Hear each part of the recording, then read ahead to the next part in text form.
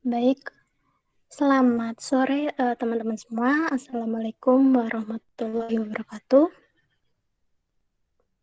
Oke, terima kasih atas kesempatan yang telah diberikan kepada kami. Di sini saya beserta rekan-rekan saya yang terdiri dari 5 anggota akan menjelaskan dan memaparkan mengenai strategi dalam sebuah bisnis perusahaan, yaitu strategi inside out dan outside in.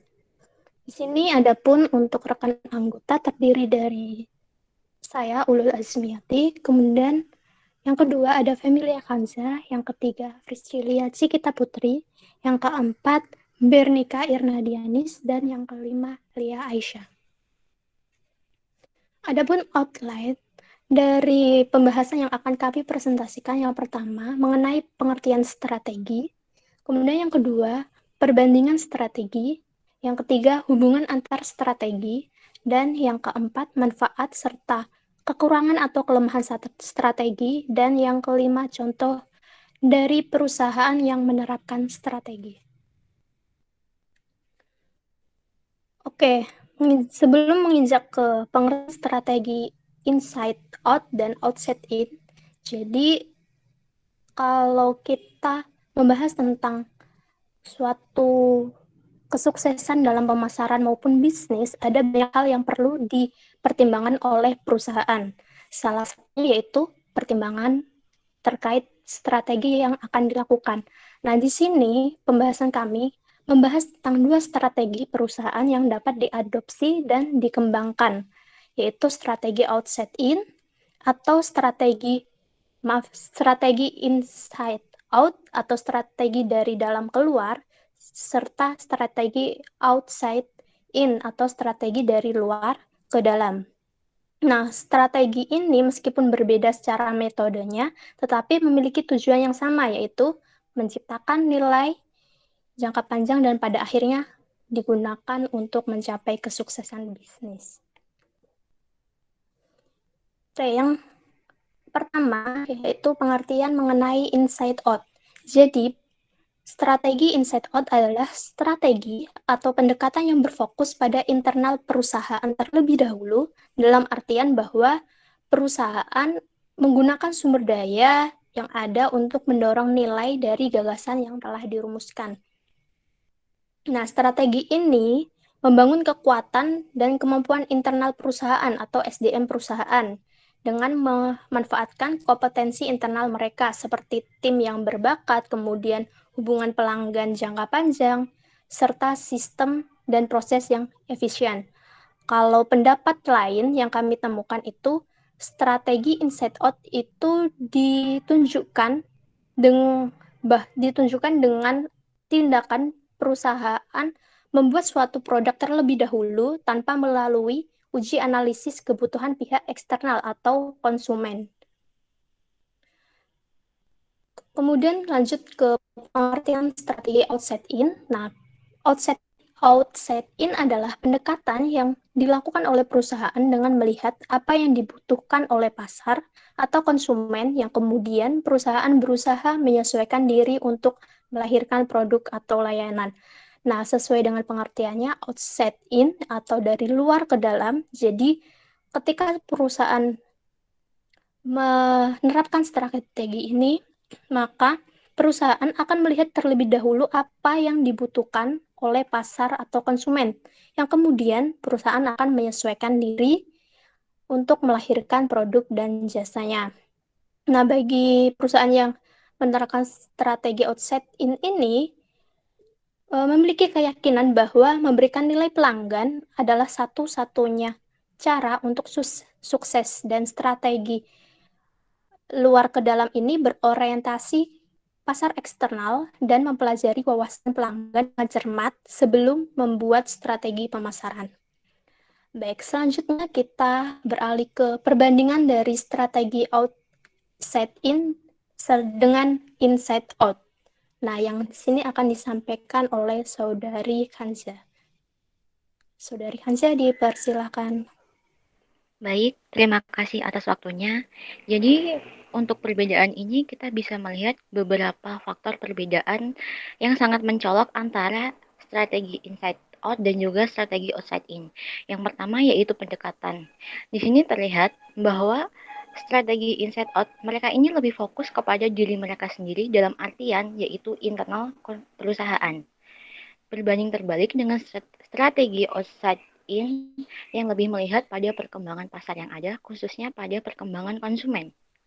Selanjutnya pada pembuatan produk. Di sini pada strategi inside out, mereka melakukannya tanpa melalui uji analisis kebutuhan pasar.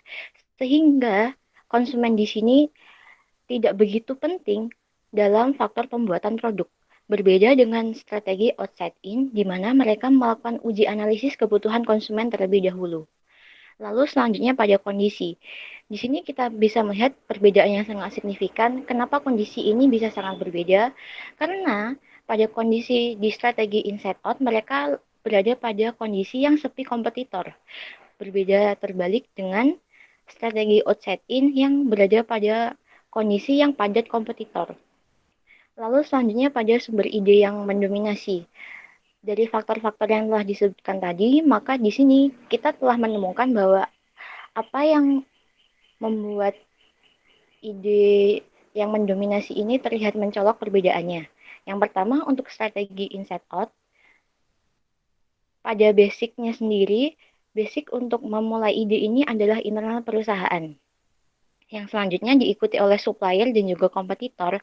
Yang selanjutnya pada komponen nomor 3 adalah konsumen. Dan ini berbanding terbalik dengan strategi outside in, di mana ketika mereka melakukan pendekatan terhadap perkembangan pasar, maka sumber ide yang mendominasi pertama kali adalah konsumen, yang selanjutnya diikuti oleh supplier dan juga kompetitor, lalu yang selanjutnya yang paling terakhir adalah internal perusahaan.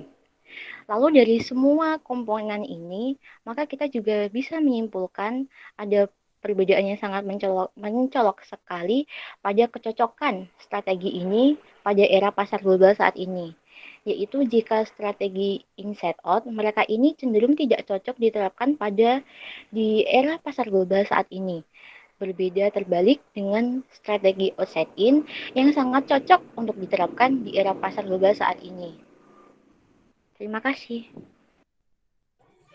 Oke, selanjutnya pembahasan mengenai hubungan strategi inside out dengan outside in yang akan dijelaskan oleh saudari Virgilia. Kepada Virgilia dipersilakan. Baik, terima kasih. Di sini saya akan menjelaskan mengenai hubungan antara strategi inside out dan strategi outside in. Seperti yang telah dijelaskan sebelum-sebelumnya, strategi dengan pendekatan inside out merupakan pendekatan yang dilakukan berdasarkan gagasan sebagai kunci yang menentukan keberhasilan usaha. Sementara itu, pendekatan outside in merupakan pendekatan yang menekankan pada basis ide merespon kebutuhan pasar sebagai kunci dari keberhasilan. Kedua strategi tersebut saling berkesinambungan satu sama lain untuk membentuk strategi yang kuat dalam aspek internal maupun eksternalnya. Strategi inside out ada berdasarkan analisis terhadap internal suatu perusahaan, sedangkan strategi outside in ada berdasarkan analisis terhadap aspek eksternal suatu perusahaan. Dengan menghubungkan keduanya, maka strategi akan menjadi kuat dalam aspek internal maupun eksternal, serta dapat menghindari ancaman dari kedua aspek tersebut secara efektif. Hubungan yang ada antara strategi inside out dan strategi outside in terletak pada jenis keduanya, yang sama-sama merupakan pendekatan untuk memasuki usaha baru, yang melihat ide atau gagasan dan mengenali peluang yang ada di sekitar untuk membentuk usaha baru tersebut. Dalam mengembangkan usaha di generasi 4.0 ini, dengan banyaknya teknologi dan informasi yang terus berkembang, para pengusaha harus melakukan pendekatan-pendekatan dalam mencari peluang baru.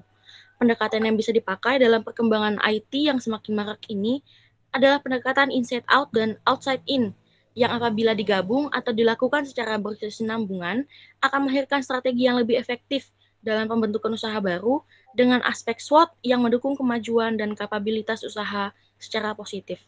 Terima kasih.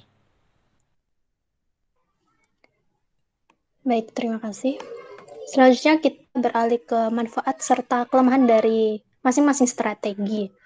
Untuk yang pertama, Manfaat serta kelemahan strategi inside out yang akan dijelaskan oleh Saudari Bernika. Kepada Bernika dipersilahkan. Baik, langsung saja masuk pada manfaat dan kelemahan dari strategi inside out. Manfaat yang pertama dari strategi inside out adalah dapat membantu perusahaan dalam menentukan strategi yang tepat untuk memaksimalkan peluang. Dalam hal ini, strategi inside out akan melihat sejauh mana perusahaan memanfaatkan kemampuannya dalam merespon adanya peluang dan tantangan sebagai upaya memenangkan persaingan. Manfaat yang kedua yaitu meningkatkan efektivitas perusahaan. Strategi inside out terfokus pada hal yang sudah dilakukan dan mengusahakan untuk melakukan yang terbaik guna meningkatkan efektivitas perusahaan. Manfaat yang ketiga yaitu menciptakan keuntungan jangka pendek. Pendekatan inside out ini dapat menghasilkan keuntungan jangka pendek karena membantu perusahaan dalam meningkatkan efisiensi back end dan memangkas biaya, yaitu dengan berfokus pada cara kerja internal perusahaan, khususnya melihat sumber daya yang ada dan bagaimana perusahaan merampingkan operasi internal untuk mengurangi pengeluaran. Selanjutnya yaitu kelemahan dari strategi inside out. Yang pertama yaitu terkesan kuno atau tradisional. Seiring berkembangnya teknologi, metode merencanakan dan menyusun strategi dalam bisnis dianggap sebagai cara lama. Oleh karena itu, harapan konsumen lebih tinggi dalam mendapatkan solusi untuk masalah yang sedang dihadapi saat ini. Untuk yang kedua yaitu dapat mengalihkan perusahaan dari kondisi eksternal. Dalam hal ini terdapat dua hal penting agar bisnis perusahaan berhasil, yaitu yang pertama, kemampuan beradaptasi dengan perubahan pasar. Yang kedua yaitu komitmen untuk memberikan nilai konsumen. Pendekatan inside out menyederhanakan proses dan membuat segala sesuatu secara internal. Tetapi perusahaan sibuk dan fokus pada kondisi internal, sehingga mudah melupakan suatu hal penting, yaitu memberikan nilai kepada konsumen yang hal tersebut dapat membawa konsumen untuk datang kembali. Kelemahan yang ketiga yaitu hanya memberikan keuntungan jangka pendek. Kebanyakan pendekatan inside out hanya menawarkan perbaikan jangka pendek untuk perusahaan, dan jika hal ini terus dilakukan, pendekatan ini dapat merugikan masa depan perusahaan. Karena fokus perusahaan teralihkan untuk melihat apa yang dibutuhkan pasar dengan perkembangan gaya hidup yang semakin tinggi, sehingga hal ini akan berdampak pada penurunan pertumbuhan pasar.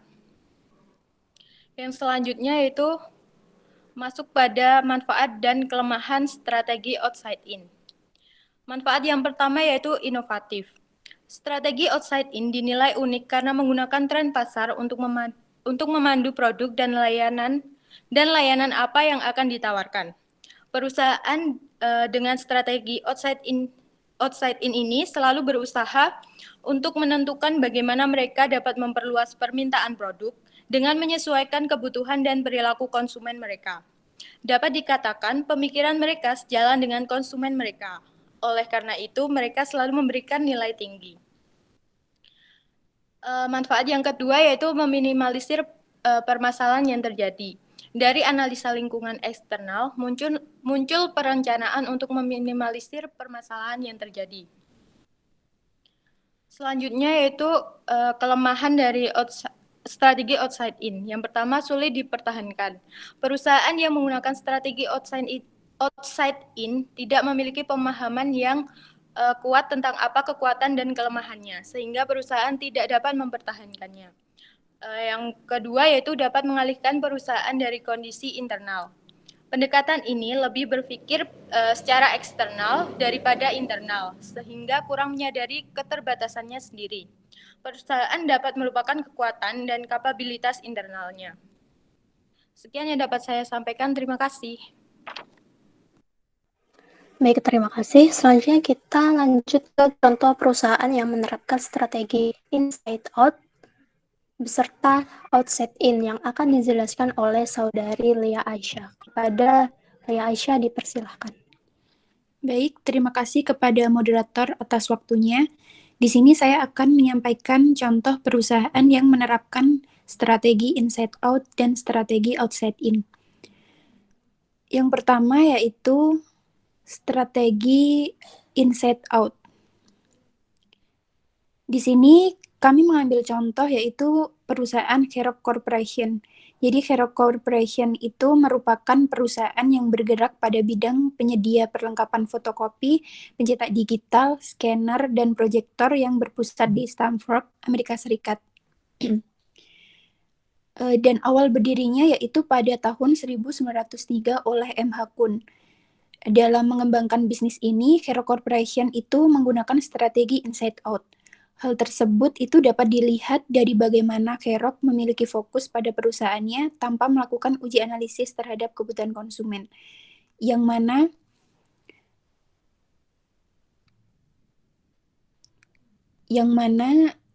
sumber ide yang diperoleh itu didominasi pada internal perusahaan. Pada awal memunculkan produk itu di tahun 90-an, itu memang produk yang dimiliki oleh Xerox itu jauh lebih maju dibandingkan produk dari PT lain. Nah, kemudian melihat dari penjelasan terkait perbandingan antara inside out dan outside in yang telah dijelaskan tadi, itu perusahaan Xerox itu selaku pemakai strategi inside in memiliki kendala terutama dalam manajemen, di mana mereka tidak mengeksploitasi peluang yang mereka miliki. Sehingga produk yang dijual itu dapat dikatakan tertinggal jauh oleh minat konsumen.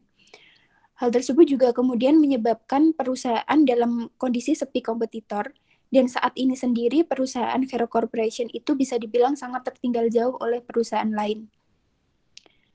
Selanjutnya yaitu yang kedua, contoh perusahaan yang menggunakan strategi outside in. Di sini kami mengambil contoh yaitu perusahaan Dell Technology. Dell sendiri merupakan perusahaan yang bergerak pada bidang teknologi yang merancang, mengembangkan, memproduksi, dan menjual berbagai produk komputer.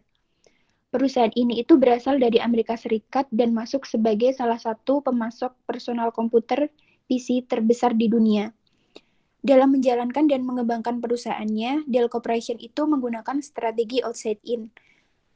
Strategi ini itu dapat dilihat dari bagaimana fokus dari Dell itu menciptakan dan mempertahankan pelanggan dengan memberikan nilai kepada pelanggan.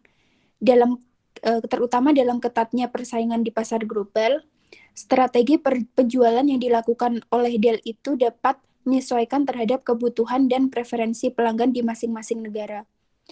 Produk yang dikenalkan pun terus fleksibel dan memiliki kecanggihan yang terupgrade, seperti produk laptop dan PC. Di samping itu, di era global saat ini, produk yang dihasilkan oleh Dell Technology seperti laptop dan PC sangatlah dibutuhkan dan sehingga cocok diterapkan di era pasar seperti sekarang.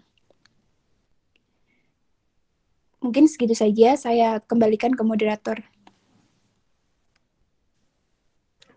Oke. Sekian yang bisa dipaparkan oleh rekan-rekan. Selanjutnya kita beralih ke bagian akhir, yaitu kesimpulan. Dari sini, dari pemaparan yang telah disampaikan oleh teman-teman, dapat kita ambil kesimpulan bahwa baik strategi inside out maupun strategi outside in memiliki kelebihan dan kekurangan masing-masing, di mana inside out berfokus pada internal perusahaan, sementara untuk outside in berfokus pada eksternal atau berfokus pada pangsa pasar. Nah, berfokus pada internal perusahaan tentu akan membawa perusahaan tidak berkembang secara maksimal dalam mengikuti kondisi pasar yang dinamis. Begitu juga sebaliknya, apabila hanya berfokus pada tren pasar tanpa memperhatikan kemampuan internal perusahaan, maka akan menjadi ancaman bagi perusahaan itu sendiri. Maka dari itu, perlunya kedua strategi yang saling berkesinambungan satu sama lain sangat dibutuhkan oleh perusahaan untuk membentuk suatu strategi yang kuat dalam aspek internal maupun eksternal. Demikian yang bisa kami sampaikan. Terima kasih atas perhatiannya. Kami akhiri. Wassalamualaikum warahmatullahi wabarakatuh. Selamat sore.